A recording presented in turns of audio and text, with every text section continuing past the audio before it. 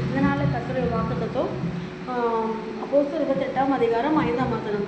அவன் அந்த பூச்சியை தீயிலே உதறி போட்டு ஒரு தீங்கும் அடையாதிருந்தான். இது அப்போஸ்தலனாகிய பவுலை பற்றி சொல்லப்பட்டிருக்கு. நமக்கு எல்லாமே தெரியும். இவங்க இந்த கப்பல் யாத்திரையில் போகும்போது பலவிதமான போராட்டங்கள் வந்தாலும் எல்லாத்தையும் அவங்க ஃபேஸ் பண்ணி கப்பல் துண்டுகள் மாத்திரம்தான் இருந்துச்சு. கரையை எப்படியோ நீந்தி எப்படியோ கரை சேர்ந்தாங்க. இவங்க சேர்ந்த கரையோட பேர் மெலிதா. அந்த தீவில் இருக்கும்போது எல்லாத்துலேயுமே தாண்டி வந்த பவுல் நெருப்பு மூட்டுறதுக்காக அவருக்கு சில விறகுகள் எடுத்து போடும்போது அங்கே ஒரு விரியன் பாம்பு இவர் கையை கவ்விடும்.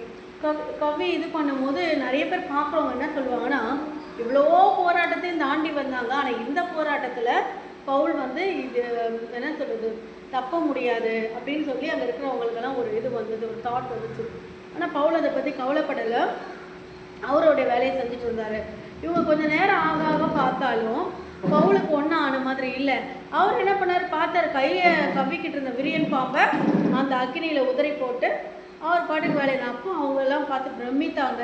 கர்த்தர் நமக்கு வர எல்லா தீமையிலும் தேவனுடைய நன்மை.